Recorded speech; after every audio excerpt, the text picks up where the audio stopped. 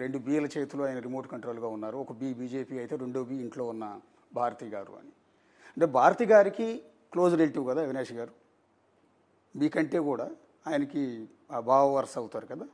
అంటే కుండ మార్పిడి చేసుకున్న సందర్భంలో మేనత్త కొడుకు బహుశా. అందువల్ల ఆవిడ ప్రెషర్ ఏమైనా ఉందా అతను కాపాడుకునేందుకు?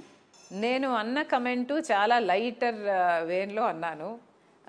నేను అన్న కమెంట్ ఏమిటంటే, నేను చంద్రబాబు చేతిలో రిమోట్ కంట్రోలు అని జగన్మోహన్ రెడ్డి గారు మాట్లాడారు కాబట్టి రిమోట్ కంట్రోల్ గురించి మీకు బాగా తెలుసు.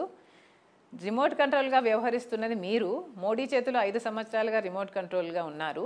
అలాగే మీ భారతీ చేతిలో కూడా మీరు ఉన్నారు అని చెప్పాను. ఎందుకంటే భారతీ ఫ్యామిలీ అవినాష్ రెడ్డి, నీ ఫ్యామిలీ షర్మిలారెడ్డి, సునీతారెడ్డి, నీ ఫ్యామిలీ కంటే కూడా నీకు భారతిరెడ్డి ఫ్యామిలీ ఎక్కువ అయిపోయింది ఈరోజు. సో ఆబ్వియస్లీ ఆ ఇన్ఫ్లుయెన్స్ నీ మీద ఎక్కువ ఉంది అని చెప్పే ప్రయత్నంలో చెప్పడం జరిగింది. అంటే ఒకవేళ ఆవిడ ప్రెషర్ ఉందంటారా అంటున్నాను నేను. ఆవిడ ప్రెషర్ పెడితే న్యాచురలీ ఉంటుంది కదండి. మీ భార్య మాట మీరు వినరా? సో ఆబ్వియస్లీ ఉంటుంది, ఆ ఇన్ఫ్లుయెన్స్ ఉంటుంది.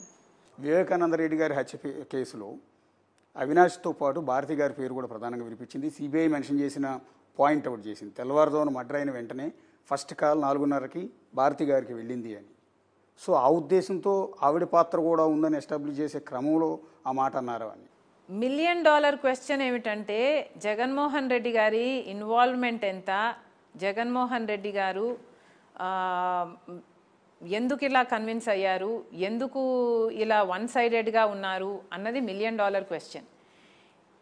ఎవరు ఎంత ఇన్వాల్వ్ అయ్యారు అన్నది నేను చెప్పలేను, because I'm not the investigating officer. ఒకవేళ ఫోన్ కాల్ పోయింది, అక్కడ ఆ సందర్భంలో ఏం జరిగింది అన్నది నాకు పూర్తిగా తెలియదు. కానీ తెలిసిన వాళ్ళు, ఇన్వాల్వ్ అయిన వాళ్ళు, ఫోన్ కాల్ చేసుకొని మాట్లాడుకున్న వాళ్ళు ఒక మాట వచ్చి బయట చెప్తే జనాలు కూడా అర్థమవుతుంది కదండి. ఇప్పుడు భారతిరెడ్డి గారో, జగన్మోహన్ రెడ్డి గారో, లేకపోతే ఎవరైనా వచ్చి ఇది జరిగింది అని చెప్తే ఎంత నీట్గా ఉంటుంది.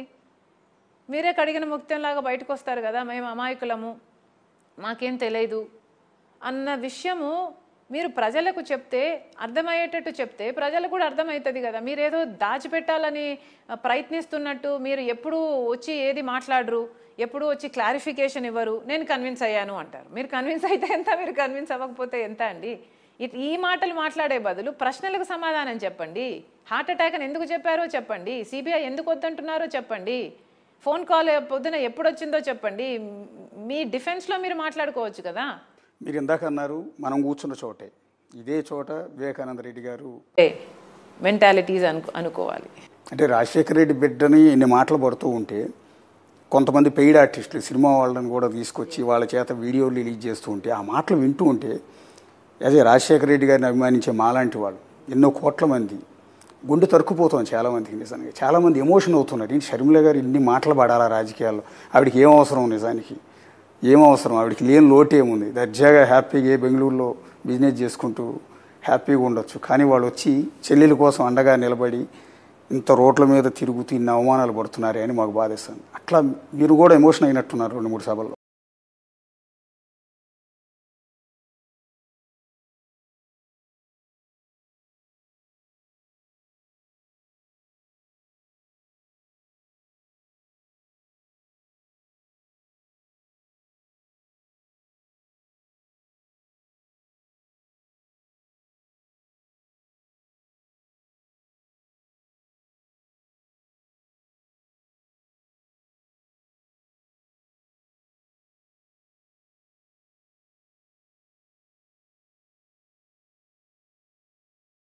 చెల్లెలకి రాకూడని కష్టం కదండి ఇది.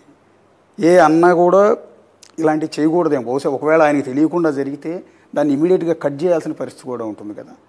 నా చెల్లెలు, నా రక్తం ముంచి పుట్టిన చెల్లెలు, రాజశేఖర రెడ్డి బిడ్డని ఇలా అంటున్నారు ఏంటని ఒక అన్న ఖచ్చితంగా కంట్రోల్ చేయాలి. కంట్రోల్ చేసే పరిస్థితి కూడా ఎక్కడ కనిపించలేదు కదా. ఎక్కడ కనిపించలేదండి అసలు. కేసీఆర్ నా వెహికల్ను టో చేసినప్పుడు కూడా మోడీ గారు అడిగారంట ఆయనని, కానీ ఈయనలో చలనం లేదు.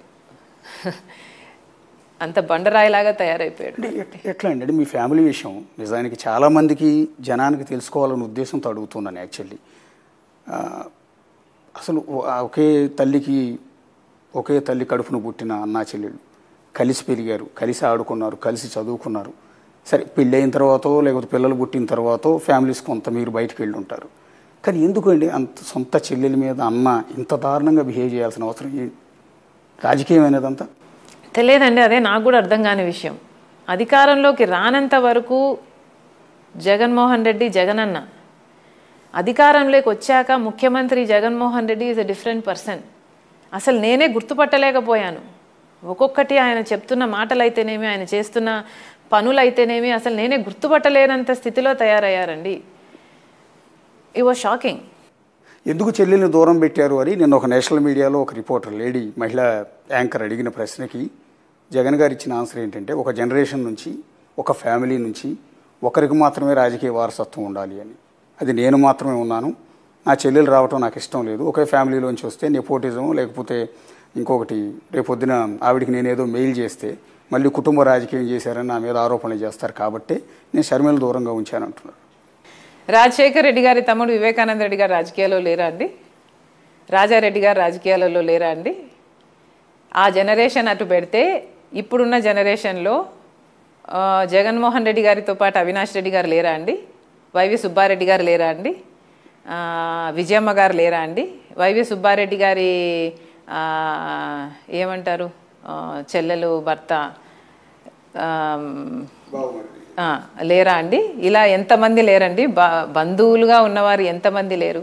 లేనిది నేను ఒక్కదాన్ని. బట్ పర్వాలేదు, నేనేమి ఆయనకు ఎప్పుడూ ఇష్టం లేదు నేను రాజకీయాల్లో ఉండాలి అని. కనుక నేను ఎప్పుడూ అడగలేదు నేను రాజకీయాల్లో ఉంటాను అని కానీ, ఒక పోస్ట్ కానీ, ఒక పదవి కానీ నేను ఎప్పుడూ నోరు తెచ్చి అడిగిందని కాదు. ఇన్ఫ్యాక్ట్ ఆయనే చెప్పాడు ఎంపీగా చేస్తాను నేను అని. అమ్మకు మాట ఇచ్చాడు కాబట్టి అమ్మే అప్పుడప్పుడు అడుగుతూ వచ్చింది తప్పితే నేను ఎప్పుడూ నోరు తెరిచి అడగను కూడా లేదు నాకు ఇది కావాలి అని. ఎక్కడా రాసి పెట్టలేదండి కుటుంబంలో ఒక్కరే ఉండాలి అని, ఎక్కడా లా లేదు, ఎక్కడా రాసి పెట్టలేదు. ఆయన మైండ్లో ఆయన రాసుకున్నారు, ఫైన్, అదే ఆయన ఇష్టం, ఆయన పార్టీ. కాకపోతే ఇదేదో నేను ఇన్సిస్ట్ చేశాను అందుకు ఈ డిఫరెన్సెస్ వచ్చాయి అన్న ప్రచారం చేయడం is not right, because that is not what happened. అంటే చంద్రబాబు రేవంత్ రెడ్డి కలిసి మీకు ఏదో రాజ్యసభ సీట్ ఇస్తా అన్నారు, లేకపోతే ఇంకో పదవి ఏదో ఇస్తా అన్నారు, అందుకని ఆమెను తీసుకొచ్చి వ్యూహాత్మకంగా నా మీద, నా చెల్లెని నా మీదే ప్రయోగిస్తున్నారు. రేవంత్ రెడ్డి స్కెచ్ చేస్తున్నారు. అంటే టీడీపీ పార్టీలో నాకు రాజ్యసభ ఇస్తారా? కాంగ్రెస్ పార్టీలోనో లేకపోతే టీడీపీలోనో మీకు కోరినట్టుగా రేపొద్దున అవసరమైతే అక్కడ ఉన్న రేవంత్ రెడ్డి, ఇక్కడ ఉన్న చంద్రబాబు కలిసి మీకు రాజ్యసభ లేకపోతే ఇంకోటో. చంద్రబాబు గారి పిచ్చి పట్టిందేమో అని నాకు ఒక చిన్న అనుమానంగా ఉందండి.